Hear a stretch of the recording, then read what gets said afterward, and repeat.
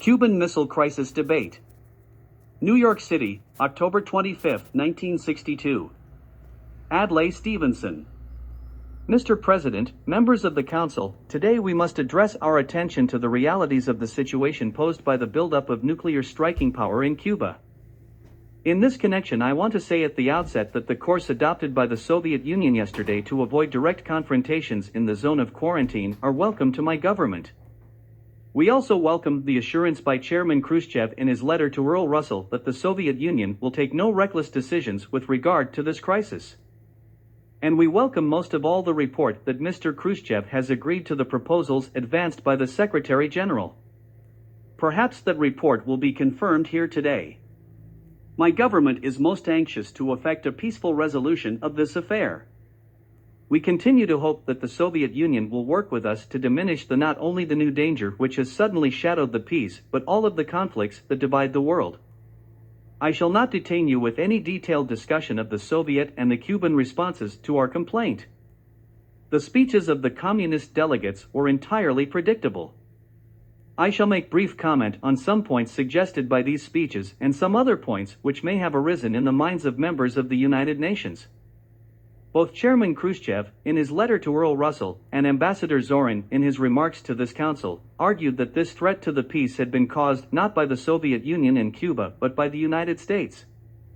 We are here today, and have been this week, for one single reason, because the Soviet Union secretly introduced this menacing offensive military build-up into the island of Cuba while assuring the world that nothing was further from their thoughts.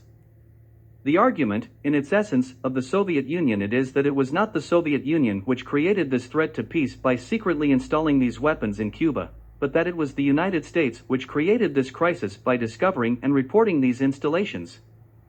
This is the first time, I confess, that I have ever heard it said that the crime is not the burglar but the discovery of the burglar, and that the threat is not the clandestine missiles in Cuba but their discovery and the limited measures taken to quarantine further infection. The peril arises not because the nations of the Western Hemisphere have joined together to take necessary action in their self-defense, but because the Soviet Union has extended its nuclear threat into the Western Hemisphere. I noted that there is still at least some delegates in the Council, possibly I suspect very few, who say that they don't know whether the Soviet Union has in fact built in Cuba installations capable of firing nuclear missiles over ranges from 1,000 to 2,000 miles. As I say, Chairman Khrushchev did not deny these facts in his letter to Earl Russell, nor did Ambassador Zorin on Tuesday evening, and, if further doubt remains on this score, we shall gladly exhibit photographic evidence to the doubtful. One other point I'd like to make, Mr. President and gentlemen, is to invite attention to the casual remark of the Soviet representative claiming that we have 35 bases in foreign countries. The facts are that there are missiles comparable to these being placed in Cuba with the forces of only 3 of our allies. They were only established there by a decision of the heads of government meeting in December 1957, which was compelled to authorize such arrangements by virtue of a prior Soviet decision to introduce its own missiles capable of destroying the countries of Western Europe. In the next place, there are some troublesome questions in the minds of members that are entitled to serious answers. There are those who say that, conceding the fact that the Soviet Union has installed these offensive missiles in Cuba, conceding the fact that this constitutes a grave threat to the peace of the world, why was it necessary for the nations of the Western Hemisphere to act with such speed? Why could not the quarantine against the shipment of offensive weapons have been delayed until the Security Council and the General Assembly had a full opportunity to consider the situation and make recommendations? Let me remind the members that the United States was not looking for some pretext to raise the issue of the transformation of Cuba into a military base. On the contrary, the United States made no objection whatever to the shipment of defensive arms by the Soviet Union to Cuba, even though such shipments offended the traditions of this hemisphere.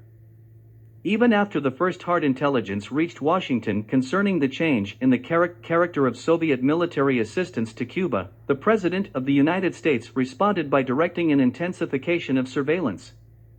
And only after the facts and the magnitude of the buildup had been established beyond all doubt did we begin to take this limited action of barring only these nuclear weapons, equipment and aircraft.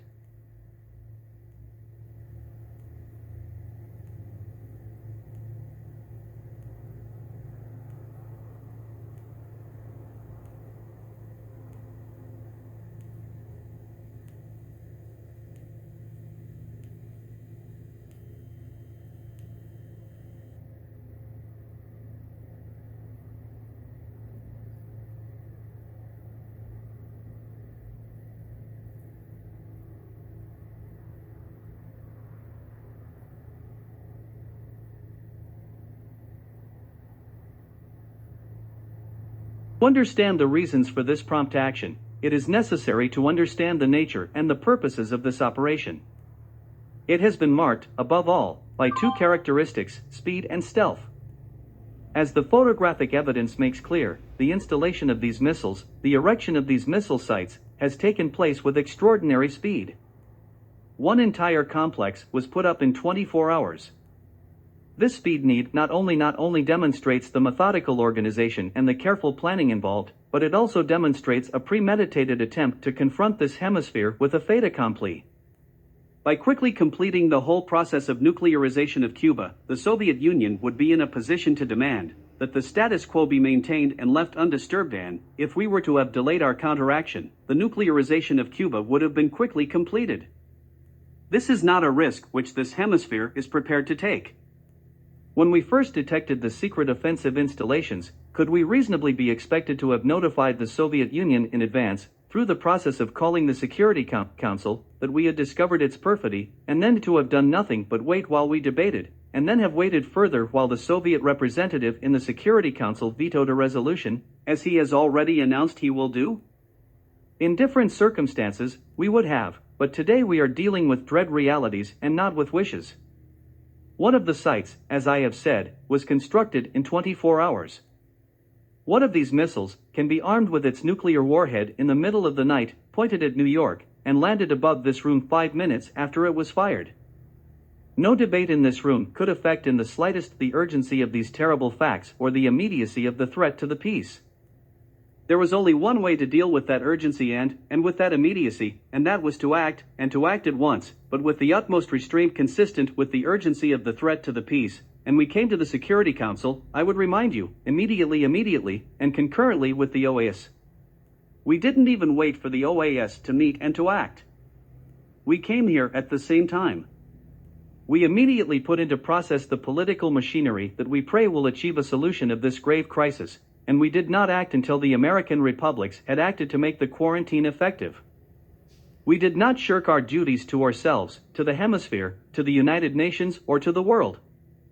We are now in the Security Council on the initiative of the United States, precisely because having taken the hemispheric action which has been taken, we wish political machinery, the machinery of the United Nations, to take over to reduce these tensions and to interpose itself to eliminate this aggressive threat to the peace and to ensure the removal from this hemisphere of offensive nuclear weapons and the corresponding lifting of the quarantine. There are those who say that the quarantine is an inappropriate and extreme remedy, that the punishment does not fit the crime.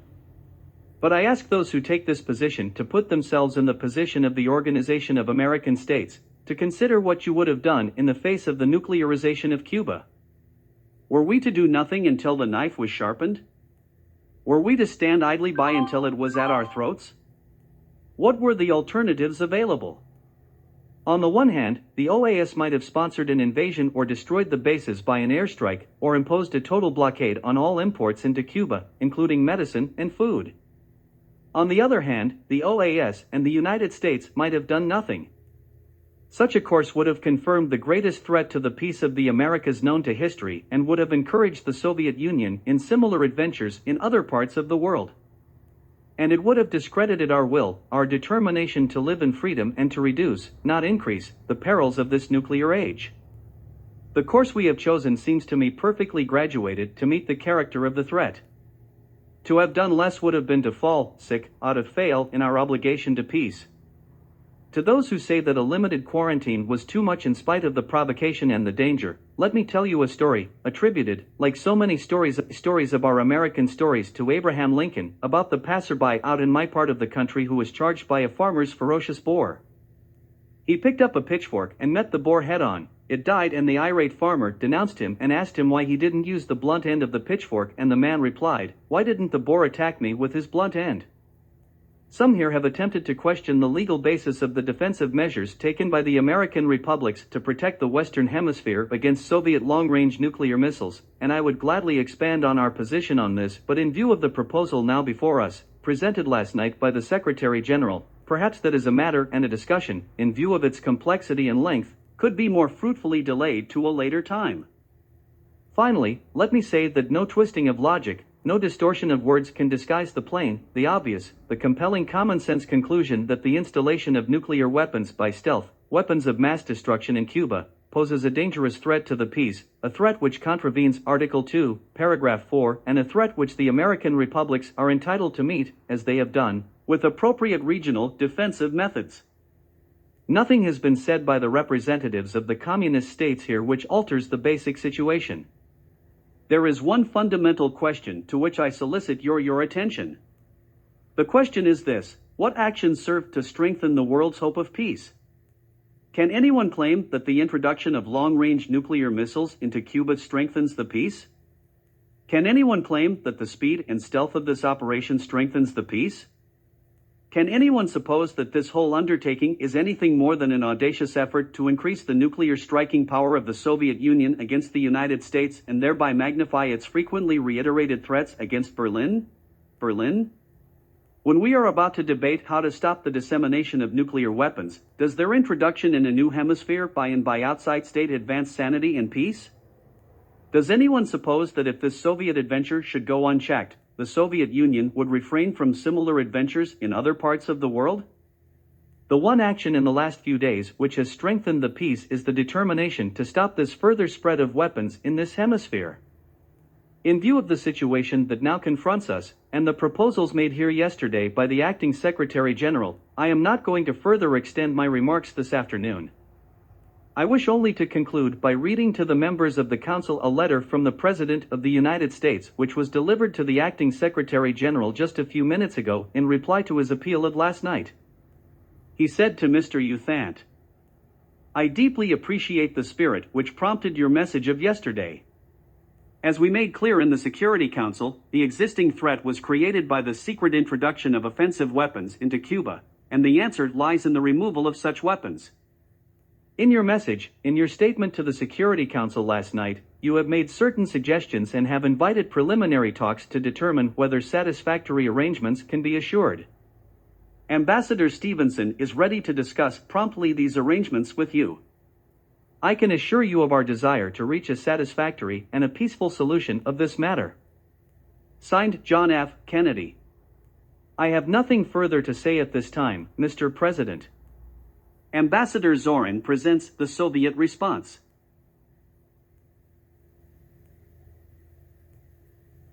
Mr. Zorin and gentlemen, I want to say to you, Mr. Zorin, that I don't have your talent for obfuscation, for distortion, for confusing language and for double talk, and I must confess to you that I am glad I don't. But if I understood what you said that my position had changed, that today I was defensive because we didn't have the evidence to prove our assertions that your government had installed long-range missiles in Cuba. Well, let me say something to you, Mr. Ambassador, we do have the evidence. We have it, and it's clear and incontrovertible. And let me say something else, those weapons must be taken out of Cuba. And next, let me say to you that if I understood you with a trespass on credulity that excels your best, you said that our position had changed since I spoke here the other day because of the pressures of world opinion and a majority of the United Nations. Well, let me say to you, sir, you are wrong again. We have had no pressure from anyone whatsoever. We came in here today to indicate our willingness to discuss Mr. Uthant's proposals, and that is the only change that has taken place. But let me also say to you, sir, that there has been a change. You, the Soviet Union, has sent these weapons to Cuba. You, the Soviet Union, has upset the balance of power in the world. You, the Soviet Union, has created this new danger, not the United States. And you asked, with a fine show of indignation, why the President didn't tell Mr. Gromyko on last Thursday about our evidence, at the very time that Mr. Gromyko was blandly denying to the President that the USSR was placing such weapons on sites in the New World. Well, I'll tell you why. Because we were assembling the evidence, and perhaps it would be instructive to the world to see how a Soviet official, how far he would go in perfidy. Perhaps we wanted to know if this country faced another example of nuclear deceit like that one a year ago when in stealth the Soviet Union broke the nuclear test moratorium.